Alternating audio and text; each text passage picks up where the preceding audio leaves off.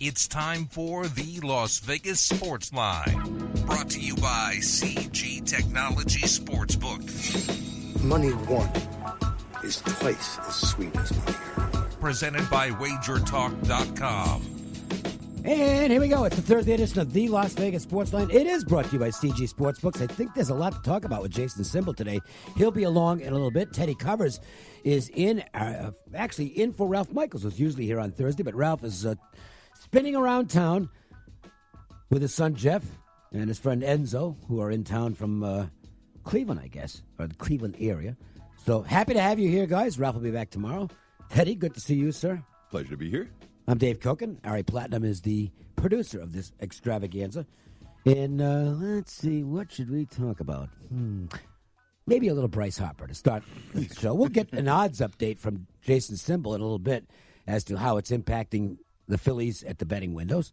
But just looking at it from an on-the-field standpoint, the Phillies get Harper for 13 years. 13 years for $330 million. No deferred payments, no opt-out. No trade clause is in there. So he is basically a Philly for life. The length of the contract, look, it's enormous. No question about that. He is the highest salaried player in terms of the overall salary in baseball for the time being. Not the highest annual salary. In fact, his annual salary is like about the same as Jake Arrieta's. What it does do from the Phillies' standpoint is it keeps them so far under the luxury tax. They're still like $49 million under the luxury tax for this year. So their down-the-road goal remains Mike Trout in 2 years. And they will have the money to by extending Harper over this lengthy period of time at a little less per year, they're going to have the money available to go after Trout, which is the guy they really want and the guy everybody else wants as well. But I think Philly is looking at it and saying, hey, he is a Philly guy. So we'll have to see how that plays out. But that's how the Harper thing works. Sure, but what you just basically said was that Philadelphia paid $330 million for some guy they kind of want, but not the guy they really want. And Bryce Harper, I mean, he's not. Is he a top 5 player? He's not at this time. Probably. So I think the ceiling is there for him to be, but he is not at this time. What's he going to be 13 years from now? Wow. You know, and considering the injury history. Yeah, I mean, you look, sound bullish on the deal. Well, Anytime, I'm bullish on it I'm bullish on it. I look at things in a short window. Right. If this helps the Phillies get to a World Series in the next year or two, it's worth it. You got to win World Series, okay? Yeah. I mean that's the name of the game. You have to get to the World Series, and if you have to pay extra years on the back end to get that World Series, okay, I'm all for it. I don't, what do I care about a team that is a contender every year but never wins the damn thing? Sure, but on the other hand, this is a player with not just some injury history, a significant injury history who you just guaranteed for the next 13 years. Well, and there are certain aspects of Harper's game that have already disappeared. One, he doesn't steal anymore. Nope. He's actually turned into a big first baseman who's playing the outfield, and he's 26. So that's not a great sign in terms of longevity. Sure. So there's no DH in the NL either. Not yet. Whether that's going to happen, I don't know. I mean, there is another push going on for the universal DH, but we'll have to wait and see on that. No, this is, to me, this is a short-term yes for Philly. Long-term, he's going to turn into Pujols, so worse. So does this make the Phillies the World Series, I mean, not contenders? Does this make them the favorites now? I don't think they're the favorites. No. But they're in the mix. They spent $330 million for a guy that moved the needle one win. But that one win for a guy that or 2 wins for a guy that hasn't significantly. And again, maybe some of it was priced in because the market's expected him to go to Philly for a long time. I'm going to give you the other side of this. Right but now. He didn't significantly change the World Series odds. But he might change the World Series result in the next. We'll see. Here's the point I'm making is this: the Atlanta Braves for years and years and years just would not go out and spend that big money. They wouldn't go out and get that guy at the deadline that was available. Sure. And they ended up winning 1 World Series with all those great teams, 14 straight division titles, 1 World Series. If they'd have gone out and gotten that one win, that one guy, they might have won 3 or 4. Well, they should have won 2. They blew the second one. We remember the Yankees being down 0-2 and going back to Atlanta, and that was a start of the Yankee dynasty. But if you also remember, in those postseason losses, it wasn't the bats that came up short. It was the big three that came up short over and over again. Maddox would have a bad game, and Glavine would have a bad game, and Smoltz would pitch well but get outpitched. Maybe they'd have won those games if they'd had a little more offense. I don't know. To me, if you have an opportunity to position yourself to go for it, you do. I agree. I agree 100%, but you don't do it to the detriment. I mean, $330 million fully guaranteed. That will be an albatross. And again, look at the Angels now. You used the Pujols as the example. Look at the Angels now. They're going nowhere this year. They went nowhere last year. They're going nowhere next year. And that's where Philadelphia is going to be, somewhere down the road. Leave. Yeah, of course he is. Well, anyway, it's going to. We'll see what the reaction is. Do they have enough pitching? Here's the question: do they have enough pitching? You know, this was already the number one offense, and it's already a bandbox of a ballpark, and they already picked up 3 other big bats in the offseason. Well, they're going to try and outslug teams. I mean, Realmuto and Segura and Harper. I mean, they're going to be trying to outslug teams. They want to win games 10-8, and I think the bullpen's stronger. So that's you have to tailor your team to your ballpark. You're not going to win with pitching in that ballpark anyway. Not really. We'll see how it goes for them. We'll see what the bettors think, too. Sure. And we'll check that out with Jason Simbal in a little bit. A couple of other things to talk about before we get to the 4 at 4. Rebels lose as expected at Reno, but they sneak inside the number with the late free throws. Ooh, that was a bad beat if you were on Reno. You had to think at the half, well, I got this one, and you didn't. UNLV hung around the second half, actually made it interesting, mildly interesting for a few minutes when they got it down to about 11. I mean, Reno did what they wanted to do, but if they wanted to cover, they didn't. Yeah, exactly. Well, I mean, it's 15, 16, 13, back and forth short of the number in the last couple of minutes. And then, who was it? Carolyn hit that layup. 18. To go up 18, and then you're like, oh, are you kidding me? Now the Rebels have to hit a shot. And, wait, no, they don't. Somebody on Nevada. Well, he also missed a couple of free throws. Yeah. I mean, it was 2 missed free throws on the other end that set it up for UNLV to get in under the number once again. The betting markets, boy. They're pretty good around this time of year in college hoops. A lot of local 17. We covered a lot of local stuff today because Harper, obviously local, and the Rebels. But speaking of Rebels, this isn't local, but did you see the end of the Tennessee Ole Miss game last night? Oh, man, they were mad.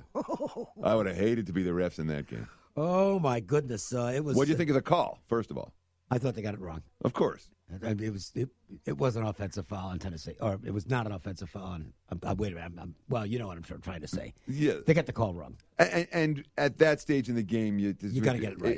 If you get the call wrong, you're gonna face the wrath, and boy, they did. Though. Well, it wasn't as. I mean, it's scary when guys are throwing stuff on the court. Who knows what they're throwing? And a couple guys got hit with things. They did, and that's why. I mean, as much as I understand Kermit Davis getting really upset, but when he threw the jacket. Then the fans really went nuts, and they started throwing stuff, and a couple of Tennessee players actually got hit in the face with objects. Nobody got hurt, fortunately, but they got hit in the face walking off the court. That's a little out of control.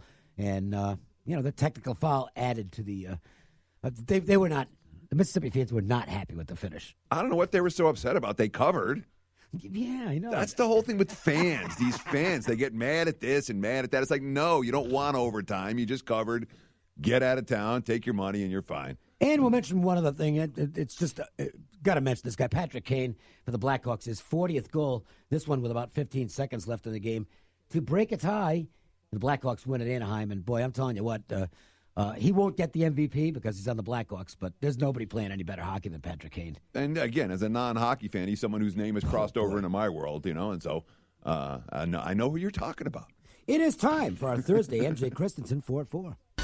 1, 2, 3 into the 4. Put them 4s up. Put the 4s up, I said. Do it right now. Tonight's action is just around the bend, and the guys want to get your night off to a great start. 4. It's the Las Vegas Sportsline's 4 at 4.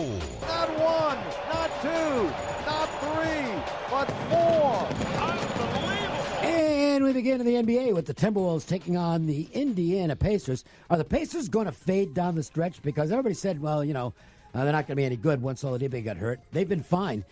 But then, I just get a feeling that they may have played over their heads for a while and that maybe the stretch run might not be great for Indiana. It might not be, but remember, they were without 2 key guys last night. I mean, Tyreek Evans had food poisoning. He's no sure thing to play. No, that takes a while to get over.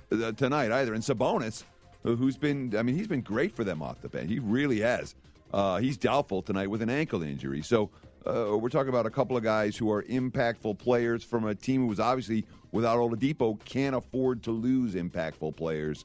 They're playing, again, they played without two last night and may well play without two again tonight. Although I will say Indiana's been pretty good on the second night of back-to-backs in a way that Minnesota has not. The 76ers not at home tonight, and also not the big story in Philadelphia today, but they're in action tonight on the road against the Oklahoma City Thunder. Should be a fun matchup between two teams that can get it up and down the court.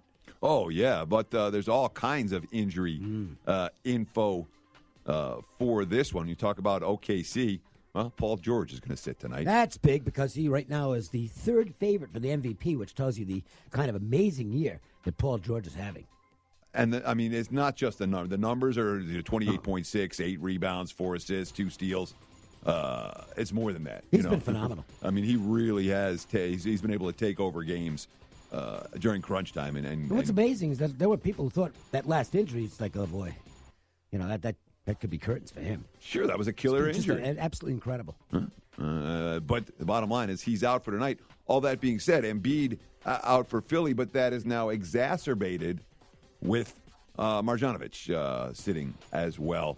And we're talking about, 2 7-foot rim protectors that now aren't in the lineup for the 76ers. And we saw in their last game, the Pelicans, during their big fourth quarter run, able to take the ball to the hole pretty much at will against Philadelphia. So that's something that perhaps Russell Westbrook and company will be able to take advantage of tonight with that point spread down to 4. College basketball early starting game. This one's about an hour, the top of the hour, I believe it is. X marks the spot. The Musketeers, Xavier, on the road at St. John's. In another typically fun Big East matchup. Xavier is showing signs of coming together a little bit. St. John's the better team here. They're the favorite at home. But the one thing about the Red Storm is if you're looking for a consistent squad, they're not it. No, they haven't been at all. They're not a big squad either. They're a team that, they have only one guy who's playing that's taller than 6'7", which may not necessarily be good against Xavier. But I saw something that Elias Harden out tonight. Yeah, I believe he sat out the last game too. Yeah, so, and that's an impact. Yep. Issue for a team on the road when they gotta have. No, he didn't sit out the last game. I was thinking of somebody on St. John's. Excuse me. Yeah. Well, the whole thing is that St. John's got the injury, is with the big injury news as well with Heron City, right? Yeah. I was thinking of Heron. Yeah, exactly. But Xavier's got a key guy out that nobody seems to be talking about, that I was reading about in one of the blogs. We'll see if it comes into play, but it certainly concerned me enough not to play the Musketeers tonight as I was considering a wager on them this evening. When your team is the annual powerhouse in a conference and gets the most national acclaim, when they have a down year, everybody wants to beat them. And Oregon State will be in that boat tonight as they face Arizona, which is the perennial power in the Pac-12, who sure isn't this year. Oregon State's, they've come up with some big performances when it's mattered, and they've got revenge on their minds tonight in Corvallis as they host the Wildcats.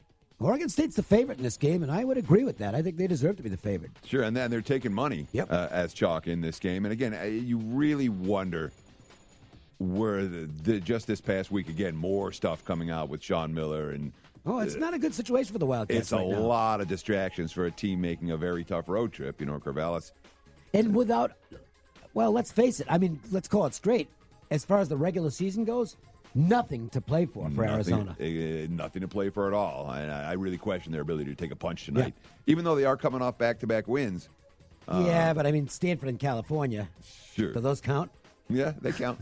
Yeah, I guess they do. Stanford does. Yeah, California, they haven't won a game yet in the Pac-12, so if you lose to them, that would really be a disaster. No, it looks obvious, but I think Oregon State's the right side in this game. That's the only way I would play it. Let's bring in Jason Simbal. I guess there's a lot to talk about with Jason today. I wanted to start with the New York teams because some comments maybe on the Giants and Rangers, but we have to talk first about Bryce Harper and any immediate reaction from bettors as far as the Phillies are concerned and any adjustment being made on your end. Well, nothing immediate because we were pretty ahead of it. Even when the rumors were flying around that Harper didn't want to play in Philly and he was going to go to the Giants or the Dodgers perhaps, people had already bet the right. Phillies down. So we actually already had them at 12-1 to win the World Series, which was pretty low, but that was really just because of how much